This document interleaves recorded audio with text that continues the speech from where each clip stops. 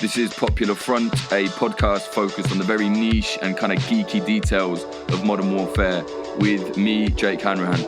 Today we're speaking to Sarah Hightower, who is an independent researcher focusing almost entirely on the Japanese death cult Aum Shinrikyo. Not only are they a murderous cult, they're also a designated terror group because in 1995 they used sarin gas to attack the subway in Tokyo. They also manufactured their own assault rifle and were trying to buy nuclear weapons in Russia after the collapse of the Soviet Union. Recently, Aum Shinrikyo was back in the news because their leader was executed decades after being arrested for the crimes carried out by his members. This episode is sponsored by defensepost.com, and please excuse the sound on this episode. I've no idea what happened, but it is what it is. So, Sarah, how was Aum Shinrikyo able to form in Japan in the first place? Aum Shinrikyo sprang out of the Uri Geller phenomenon and the Nostradamus prophecies boom in the 70s.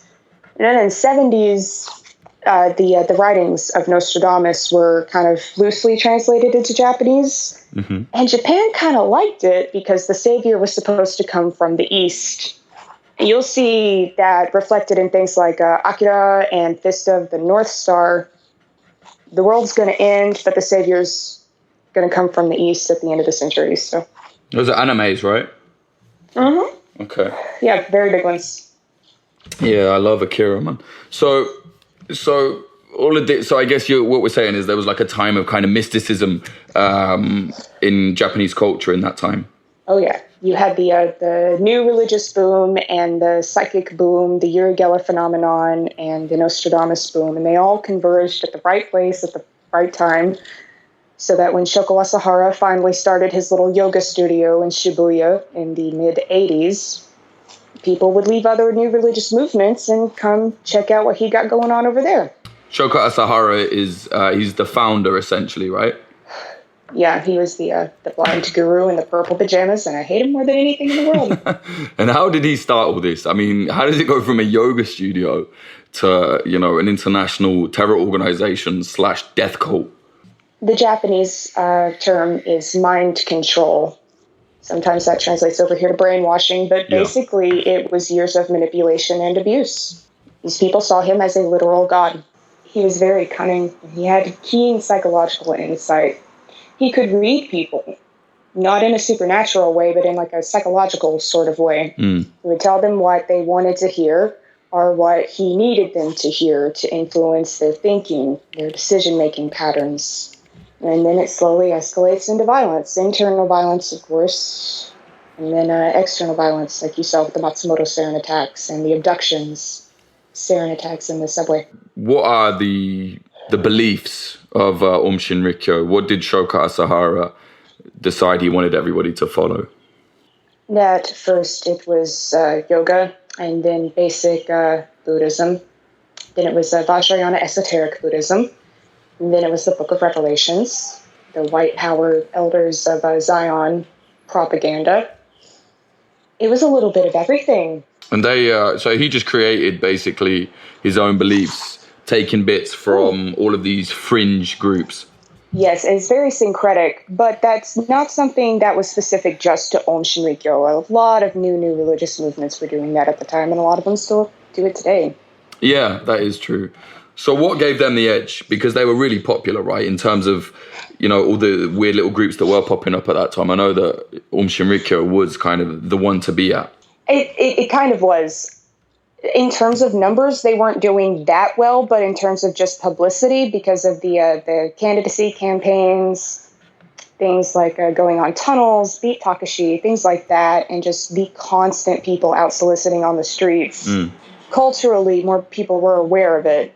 And in terms of numbers and money, things like Agonshu, Tenrikyo, and Happy Science were actually beating Aum Shinrikyo.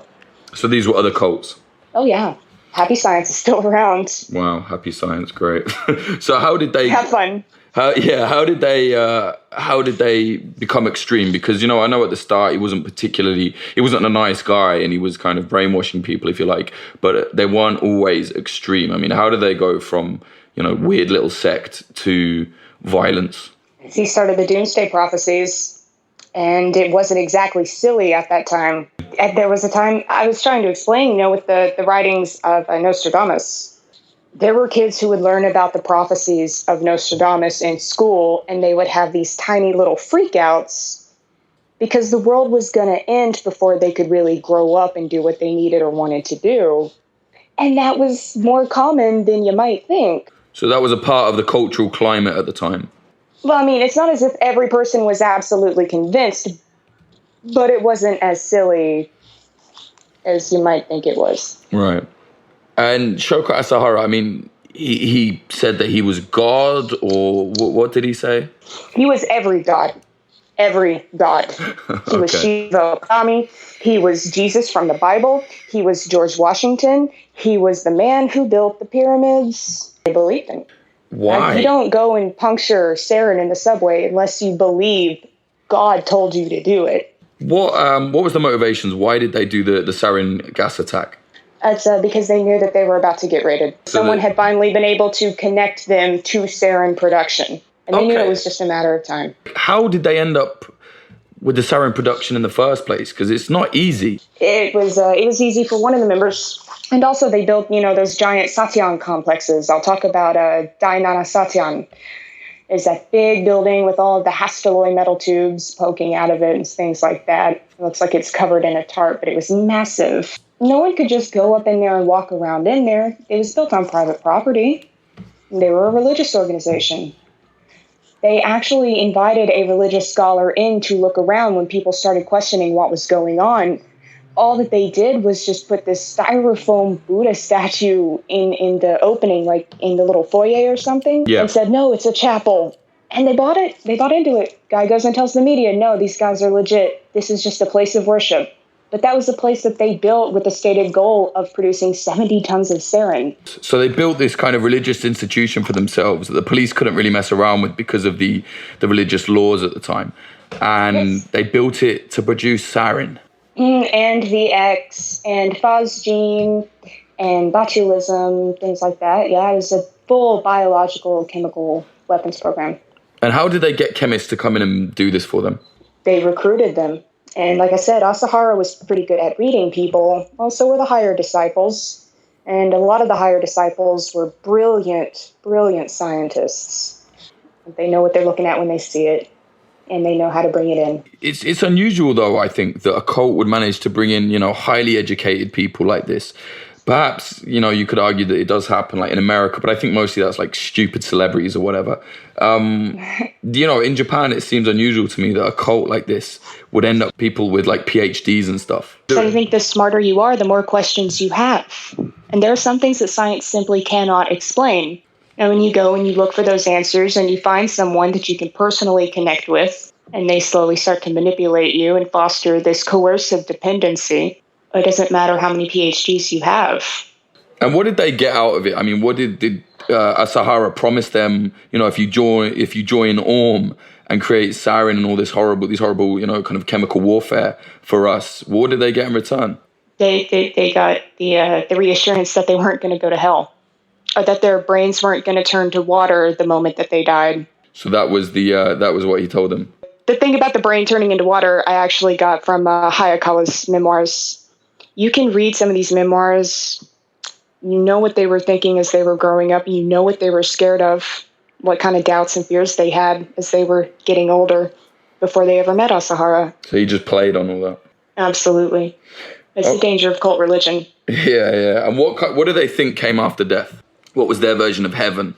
It wasn't so much heaven. They were going to be reincarnated into a higher realm, as Asahara was going to guide their souls through Bardol. And they weren't going to have to go to a lower realm, the hells, the beast realms, things like that. You have the astral world, the causal world. Sounds like a massive mix of everything, like astral, spiritualism, Buddhism, all sorts of madness. And then capped off with, we need to destroy the world before it destroys us. Yes, and in between then... See, at first, the world was just going to be destroyed, but Aum was going to survive if they got, this number of members. And they were going to build their little lotus villages. They were going to save what was left.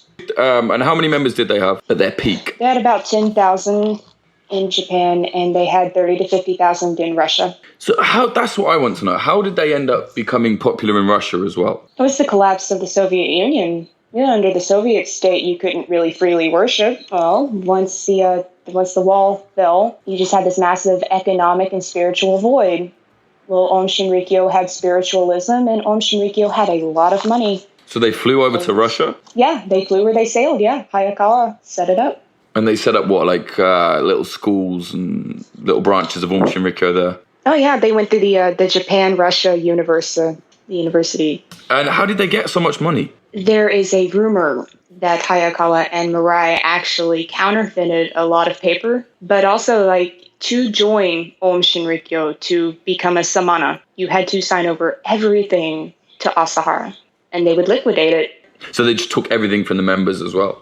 Oh, yeah. And all of these initiations, things like that, they were incredibly expensive. The PSI, thousands of dollars just to rent for a week or a month.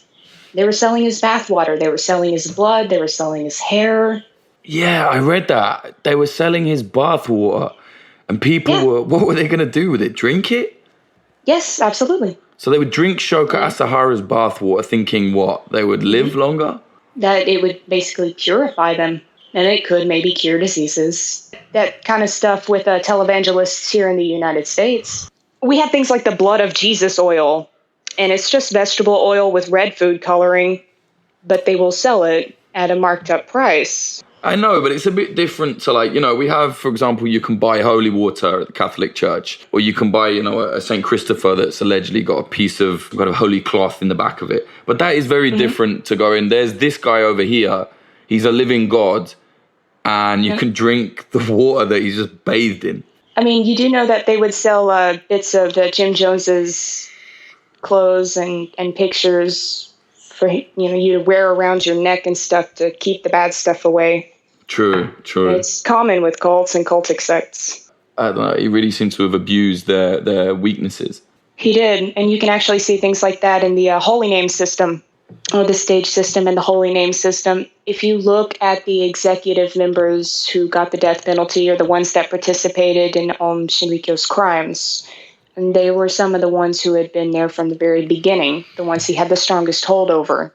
And when he started introducing things like the holy names, some of these members that he knew quite well, he would pick holy names with backstories that would either appeal to their ego or appeal to the things about themselves that they wanted to change when they joined. Now, Joyu, his holy name was Maitreya. Well, he was like Asahara's chosen son. Well, Maitreya is like the Jesus Buddha, right? So through his compassion, he's going to save everybody's souls by being a nice dude. Then you look at Hayakawa, and his holy name was Tiropa. Tiropa hung around with prostitutes and did what he wanted to do, introduced Poa, which is the act of killing, as salvation, as Aum interpreted it. And Tiropa's whole thing was, you're thinking about it.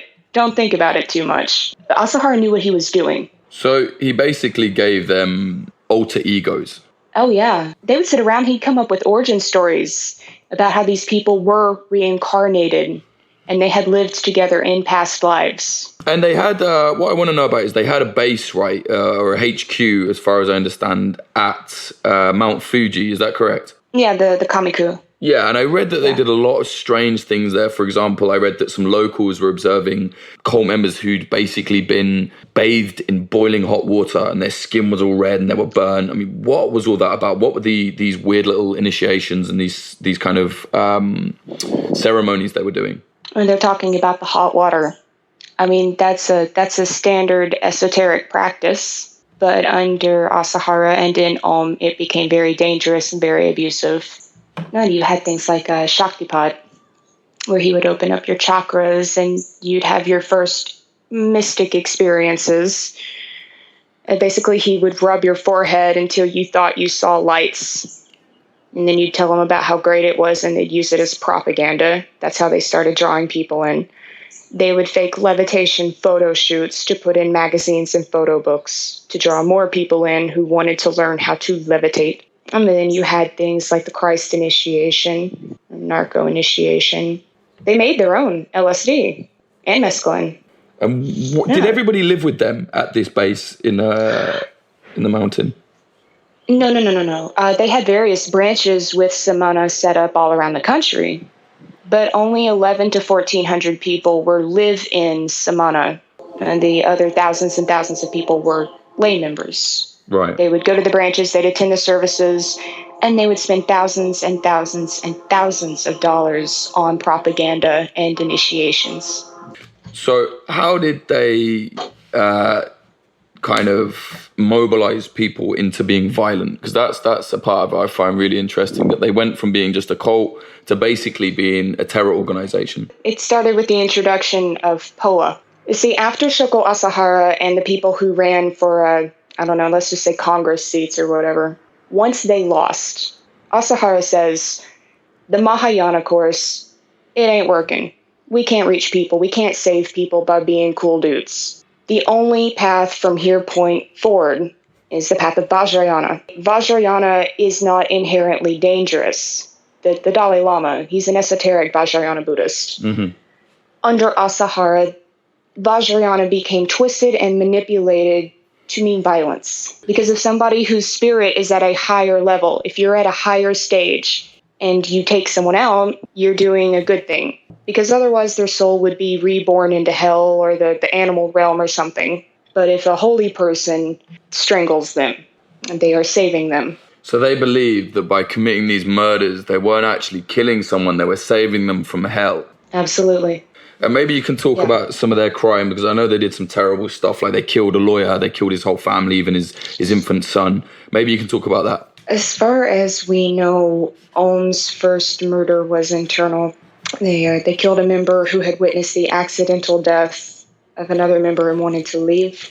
Asahara said that was a message from Shiva, and it was time to start going towards Vajrayana, perhaps. And then the TBS problem happened. TBS is the Tokyo Broadcasting System. Mm-hmm. And they came out, okay, well, you had what was called the underwater kumbhaka. And that was when you had to go into a giant dunk tank and hold your breath as long as possible, because it was part of your religious practice. Well, the Tokyo Broadcasting System, they came out and they filmed the underwater kumbhaka. And Aum was already really weird, so they just acted like themselves. And then they started getting a little worried, because one of the people who was there with the Tokyo Broadcasting System was a lawyer named Mr. Sakamoto. Well, Mr. Sakamoto was basically trying to get parents in contact with their children who had joined Aum. And he was also trying to help these people who were being financially abused by Aum. Well, once Asahara realized that, oh, wait, maybe this looks kind of stupid and people aren't going to like this as much as I think that they should, they sent high-ranking executives to the Tokyo Broadcasting System because they wanted to see what had been recorded. The Tokyo Broadcasting System, they fucked up. They showed Aum those tapes. Right. They went back to Asahara. They told him, yeah, no, this actually does make us look kind of stupid, dude. And that's when Asahara decided that they had to kill Sakamoto. And how did they kill him? At first, they were just going to abduct the lawyer and kill him with an injection, and it was going to be treated as a missing persons case. But they hadn't counted on it being a holiday, so Sakamoto never left to go to work. And then they wait around, sun's going to come up soon. And they're on the phone with Asahara the entire time, off and on. And they realize the door is unlocked. And Asahara says, there's no other choice but to POA. And that's when they realized they were going to have to kill the entire family. But they were already there. They tried to inject at first, but they were all messed up. It was all botched. It went very wrong. So it was blunt force and strangulation is what it ended up being at the end. And what date was this? What year did this happen? 1989. So it was a good, couple years before they did the Sarin attack. What happened after this? Were they suddenly, because I know that people knew that it was Aum Shinrikyo after it happened, right? After this, they were granted their official status as a religious corporation. Wait, after they killed the lawyer? Yes. So the authorities didn't know? They dropped one of their badges at the scene. That hit the media. The Japanese media and the Japanese police are two of the biggest reasons Aum was allowed to go off the rails for as long as it did. Because the media wouldn't just come out and say that Aum did it. And also some of the police stations and some of the people talking to the media, they were treating the murder of the Sakamoto family as if it was a runaway. Like, they just ran away. They're just gone. They just decided to leave. Right, okay. So then Aum goes up and up after this. Yes. What did they go to do then? Because I know they had, they manufactured their own assault rifle. Maybe you can talk about that. I mean, how was that allowed? And how did they go about that and why? Hayakawa and Mirai brought back the plans from Russia, and Aum staged basically was a corporate takeover of an ironworks production facility. And they had the schematics, and they started trying to assemble it there. So they took over. They were so powerful that they managed to take these plans from Russia for the rifle, take over an iron factory, and build their own rifles. You didn't necessarily have to be powerful to get into corrupt Russia at the end of the Soviet Union. Throw some cash around in a suit and get what you wanted, basically. This is true. That's why it says in the Hayakawa note, how much is a bomb? That's why when you're reading through the Hayakawa note, you'll see these things written, like how much for the price of a nuclear bomb. And this is things they were asking in Russia after the collapse. Oh, yeah. Hell yeah. Jesus Christ. What was their ultimate plan, do you think? I think they did actually want to get a bomb. That brings me to, there was, they went to Australia, right, to Banjawan, and they ended up buying absolutely huge piece of land. I think it was like the size of Britain or something like that. That's very large. Yeah, in the outback or the west or somewhere in Australia. What the hell was going on there? They were making the sarin and testing the sarin. They were also looking for uranium. So they were digging? Yes. So sorry, maybe you can just explain to me that whole thing. Like, how did they go to Australia? Why? The reason they went to Australia, it's similar to the reason that Jim Jones and the People Temple went out to Ukiah, California. Jim Jones and the People's Temple, he read that this was the best place to be in case of nuclear apocalypse. Asahara and Mirai and Joyu, they had read that at Banjawan Station in Australia, there were possible uranium deposits that could be mined. They wanted to make the bomb and cause the Armageddon. Jeez, how many people did they send? It depends on at what point in time. But yes, quite a few high-ranking executive members were there. And they bought all this land, and they set up mining, they set up a chemical weapons factory, essentially. But see, with Aum, it could have just been a shack. So you look at Dainana Satyan, and it's huge, right? Mm. But actually, it didn't work as a large-scale sarin production facility. Masami Tsuchiya made the sarin in a little shack, a little pop-up prefab hut right next to Dainana Satyan with his name on it. So it's very makeshift. Yes. Jesus. And there is, it's a bit of a conspiracy theory, I think, but correct me if I'm wrong, but I know there was, in the 90s, the early 90s, there was an absolutely huge explosion recorded around Banjawan Station. Nobody really knows, what happened. I know it actually, I think it was on the Richter scale, it was so big. Some people thought it was an earthquake. Some people I've read are saying, no, it was Aum. They tested something. What do you think? I was looking at the dates, and if I'm not mistaken, that explosion was actually right before they came and purchased Banjawan Station. And even if it had been right after, the right executives weren't there. Right, so it's just a coincidence. Something else happened. It has to be, because at that time, Inoue and Hayakawa were out there sleeping under the stars with things plugged into the ground and their laptops, trying to read like magnetic waves and see if there's just any uranium in general. Okay. And what's this about this is around the time I read they were looking into research of, Tesla, Nikola Tesla and his research and the death ray. Oh, they loved Tesla. Is that all true? Is that just hype? Yeah. Oh, no. I've got like straight up stories. They would sit around and talk about Tesla. Yeah, so what was their involvement? They went to try to get those papers. They went to the Tesla Museum because they wanted to get his death ray papers and his earthquake machine papers. But it turns out that the CIA actually took most of the good stuff. And what you can get even from American sources is heavily censored. But these dudes did not know that. So they made at least 2 trips to different places trying to get their hands on Tesla's stuff. All in the pursuit of this doomsday thing, right? Yes, but also because they literally thought that the world was going to end no matter what. That was part of the prophecy, and they believed in these prophecies. So after the world ends, you have to have an energy source, right? Yeah, of course. You can't depend on the government. because there's not going to be one anymore. So they wanted to create free energy, as put forward by Tesla. Yes. Wow. This is so science fiction.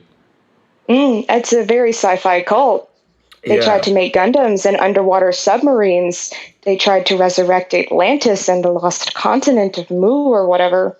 They tried to resurrect Atlantis. Oh, yeah. They were going to resurrect Atlantis. What did they do? They didn't do anything. Except for they made this little rubber little speedboat. It's almost like a fan boat that you'll see down here in the American South. Right. I'll send you the picture. It's yellow and red, and it's adorable. And it's their special attack submarine. And Asahara is so fat they couldn't even put it in the water. Right. So they didn't I love find these Atlantis. guys. Do you think Asahara actually believed in this stuff? Do you think he was deluded enough to believe in his own nonsense? Or do you think that he was just doing all of this for power? I don't know if he was an actual megalomaniac or not. It may have gone to his head, but he was just an abusive piece of shit who didn't want to be alone. Right. He didn't want to be faced with his own mediocrity. So he just created the most insane cult you could possibly think of around himself. Yes. They became, they did become like a militant group. Yes. And did they have anything specific? Like, I don't know, did they have like an armed wing that they would call it? Or did they have, their version of the military wing or whatever? They had multiple. I mean, they had their ministry system that was modeled after the Japanese government. The Ministry of Science and Technology, that was basically like their War Department Research and Development Division. When the Ministry of Science and Technology, they were the ones who developed the chemical and biological weapons programs and the weird sci-fi making Gundam stuff. Yeah, what is that? Because in some of the footage that you sent me, where they're getting raided, you got all these members with mechanical kind of skull caps that seem to be, look like they're used for monitoring their brain or whatever. What's all that about? That was another initiation. That was the PSI. And I was trying to tell you earlier about just how abusive this was and the principles of mind control, brainwashing, and the like. Oh, the PSI, it was supposed to put Asahara's brainwaves into your brain. You're supposed to become a perfect clone of the guru. That was the only thing that was going to save you at that point. The PSI was painful. It was very dangerous. It made you go blind. It gave you third-degree burns. It burned your scalp. What was it? People were putting those things on their children. Oh, what was the technology behind it? What were they putting on their heads? It was just an electrode cap. It would basically shock your brain and sync with Asahara's brainwaves. They had an entire little brainwave research division. They had their own laboratory where they were just researching brainwaves. You asked earlier how a bunch of highly educated people with PhDs and the like might join something like Aum Shinrikyo, right? Yeah. Well, that's because Aum Shinrikyo had these top-of-the-line facilities and a lot of money that they would throw at any stupid idea. If you could find a way to make it sound like it was centered around Asahara or would benefit the cause, if it was something that man liked to hear when you said it, then you'd get as big of a budget as you wanted to research whatever you wanted. Oh, for somebody like a scientist, this sounds pretty good. Of course. So it's basically like, if you're, when you're a kid and you draw all these insane inventions or whatever, and you're like, oh, this would be cool. It's like that, but actually here's some money to do it, and here's an insane ideology that makes it seem okay. Yes. An insane ideology and a man presiding over this religious movement that will call you to sit in a circle and you would just talk about the most far-fetched science fiction weaponry that you would want to pursue creating. Shit. So they were trying to build, the best, the most, I guess, fantasy weapons. Yes. I told you that Hayakawa went to Russia, right? And he was instrumental in setting up that pipeline, okay? One of the things he wanted to do, he didn't just want to buy a bomb. He wanted to build a plasma ray cannon. Of course. And he wasn't even a scientist. Right. And how did he go about trying to get the parts for that? That's what I want to figure out. That's what I'm really hoping that Yamaguchi sends me. Yeah. Because I need to know if this man and this other little round man were just driving around in their pajamas, asking random ex-KGB people if they would hook them up. Because I think that's how they got the acid. So they're just like, hey, Sergey, like, I need a plasma ray gun. Can you hook me up? Yeah, pretty much. So like, hey, man, I run an import business. We're going to import some of that good shit. Also, do you know where the plasma's at? But, like, it's funny. But they weren't chased out of town, right? I mean, I've seen photos where, you know, even Shoka Asahara himself, I forget who, but he stood next to, you know, a high-ranking KGB guy, if I remember correctly. Mm-hmm. So what was their, I guess, collusion with former KGB men and the Russian government at the time? It's nothing conspiratorial. It's just money. They had lots and lots of money and nothing better to do with it than get into Russia. Russia was like, hey, is that some money? I will not laugh at your purple pajamas until you're out of the room. Got it. So it was basically, they didn't believe this. They didn't even know they could give them these stupid parts of a fake weapon that's never going to be possible to even build. But it was like the Soviet Union's collapsed. Let's take the money wherever it comes. 150%. That is what it was. And there is what I wanted to talk about as well. A lot of people think, you know, you hear these very surface level kind of episodes on podcasts, or you read an article where it's like, oh, this is this cult that used to be around, and then, you know, after the Sarin attacks, they were all arrested. But that's not true, right? It's to this day, there are forms of Aum Shinrikyo still going. Absolutely. That was one of the things I was most concerned about. You have Aleph, and Aleph is Aum Shinrikyo. It's just Aum Shinrikyo with a name change. Then you have Hikari no Wa. Hikari no Wa is Joyu's thing. I don't think that they're Asahara worshippers. But Joyu being, sorry, just to clarify, Joyu being like a former high-ranking member. Oh, okay. So Joyu Fumihiro was like a pretty boy, and he was Aum's spokesman. So he was perfect Maitreya, right? Mm. You still have Joyu gals. You see me hanging out with them online sometimes. Well, like fangirls. Oh yeah, Joyu gal was a thing. Fucking hell. Okay. You had people joining. You had women joining Aum after the Sarin attacks because they thought Joyu was hot. Jesus and he was. Christ. I mean, he was cute. Yeah, but that was the whole point. The whole murdering and cult thing is a bit of a off-putting. Oh yeah. story you would think. No, 150% yes. So there's Joyu's his version of, you know, an offshoot of Aum, and there's another one, right? Yeah, you had about 30 people who defected from Aleph, and they went down to Kanazawa, and they set up their own little base facility where they live and do their things. And that's Yamada Group. They're quite dangerous, right? I think Yamada, yeah, and Aleph, absolutely. As both of them, I believe, have direct ties to Asahara's family. And they're being monitored every day, I guess, by the Japanese authorities now. Oh yeah, the PSIA. And it's been that way for years. So do you think they still believe, like they're still planning, they think, you know, this doomsday is going to come? I hope not. That's all I can say about that, really. But I do know that they're playing the old sermons, and I'm quite sure they have the entire Vajrayana course. They're doing the same ceremonies that they did under Asahara before he was arrested. Yes. You know that trailer that you cut together for the Aum documentary? Mm. And it plays one of the Shoko songs. Yeah. Shoko, Shoko, Shoko, Shoko, Shoko. Yeah, they'll sing those songs in the middle of the night to celebrate the man's birthday. Some of them are wearing the electrode caps when they do it. Gee, to this day? To this day. It happened on 3/19, actually, I think. And can you explain, I guess, we forgot to mention, what happened after the Sarin attacks? How were Aum Shinrikyo rounded up? Mass raids that they had already been drilling for. They already knew to bring the canaries in the cages. They already knew that they would need the gas masks. Because of all the chemical weapons they'd been creating. Yes, it's the thing that actually got them the okay to go ahead with those raids before the subway attack. Is the fact that the soil right outside of the Kamikuishiki compound at the base of Mount Fuji tested positive for the residue particles and things that are essential in sarin production. And they were linked to the Matsumoto sarin attack. They knew it was just a matter of time. And they sent in basically Japanese SWAT teams, military, things of that nature. They raided, I think, 25 branches simultaneously on the 22nd. And where was Asahara apprehended?